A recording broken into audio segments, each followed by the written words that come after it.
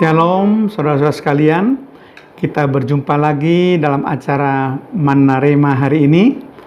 Mari kita buka lebih dahulu dalam doa. Terima kasih Tuhan kalau kami diberi kesempatan untuk kembali mendengarkan renungan firman Tuhan singkat sebagai Manna Rema pada hari ini untuk mengingatkan kami dan menguatkan kami.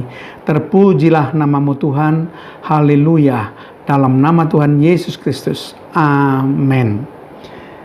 Shalom Bapak Ibu, kali ini saya ingin sekali mengangkat suatu tema, yaitu hati-hati dengan virus hati. Sekali lagi, hati-hati dengan virus hati. Nah Bapak Ibu, saya ingin mengangkat ada dua virus hati yang paling berbahaya dan mematikan. Mari kita baca bersama-sama di dalam Ayub pasal 5 ayat yang kedua.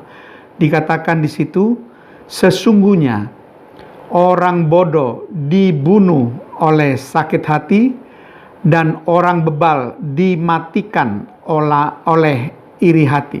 Nah, perhatikan di sini, orang bodoh dibunuh oleh sakit hati dan orang bebal dimatikan oleh iri hati. Dua virus hati ini, yaitu sakit hati dan iri hati, dapat membuat kematian. Kata dibunuh itu berarti kematian, kata dimatikan itu berarti kematian. Tapi kematian yang dimaksudkan di sini tentu bukan kematian fisik, tapi tentu kematian rohani. Karena kedua virus hati ini, baik sakit hati maupun iri hati, dapat menyebabkan kematian rohani bagi kita. Kalau saudara menjadi sakit hati, itu bisa membuat akibat saudara menyimpan dendam, menyimpan kepahitan hati saudara. Sehingga hal itu berakibat tidak baik dan bisa mematikan kerohanian saudara. Nah, hati-hati saudara terhadap kedua virus hati tersebut. Saya berikan contoh, misalnya ada dua orang dalam Alkitab. Yang pertama adalah Kain, yang kedua adalah Saul. Kalau saudara membaca dalam Kejadian 4, dalam 4b sampai 6, tetapi saya akan ceritakan saja, tidak perlu kita baca secara semuanya.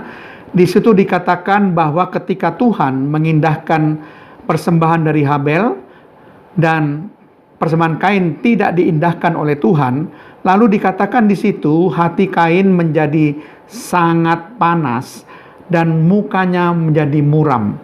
Jadi ketika ada iri hati atau dengki, itu membuat kehilangan sukacita dan kemarahan, dendam saudara.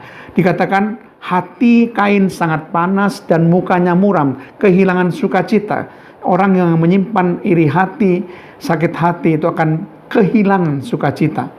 Kemudian dikatakan juga di dalam ayat yang ke-7 sampai ayat yang ke-8, kalau saudara baca dalam Kejadian 4 tadi, dikatakan bahwa ketika Kain dipenuhi oleh iri hati terhadap Habel, maka dikatakan di situ bahwa dosa sudah mengintip di depan pintu.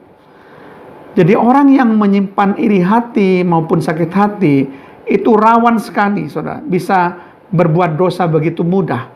Jadi itu sebabnya kita mesti hati-hati dalam menghadapi kedua virus hati ini. Akibat terakhir kita lihat dalam ayat yang ke-8 di situ, bahwa akhirnya Kain membunuh Habel karena virus hati yang berbahaya ini. Sehingga dosa itu mencapai puncaknya dengan cara membunuh daripada Habel, adiknya saudara. Demikian juga Saul, kita perhatikan hati Saul menjadi sakit hati dan dengki iri hati pada Daud.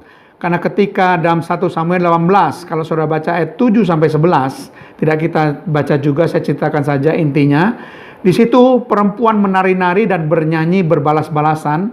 Dia katakan begini, perempuan itu mengatakan dalam nyanyiannya, Saul mengalahkan beribu-ribu musuh, tetapi Daud berlaksa-laksa. Nah, akibat mendengar nyanyian itu, Saul menjadi marah dengan sangat, dan perkataan atau nyanyian dari para perempuan itu menyebalkan hatinya. Jadi, karena dia dikatakan cuma diperhitungkan beribu-ribu, Daud itu berlaksa-laksa. Maka dikatakan ayat yang ke-9, sejak hari itu, maka Saul mendengki kepada Daud. Dan kalau saudara baca selanjutnya, Saul ingin membunuh Daud. Itu sebabnya saudara, pada saat ini saya mengingatkan, jangan simpan sakit hati, jangan simpan iri hati. karena duanya adalah virus hati yang berbahayakan dan bisa mematikan kerohanian saudara. Amin. Tuhan, terima kasih hamba-Mu sudah menyampaikan Manna Rema hari ini, supaya kami semua boleh waspada, kami boleh membuang segala sakit hati kami, segala iri hati kami, karena kami tahu kalau kami masih menyimpannya akan menimbulkan dendam, kepahitan hati yang bisa mematikan kerohanian kami. Terpujilah nama-Mu dalam nama Tuhan Yesus Kristus. Haleluya. Amin.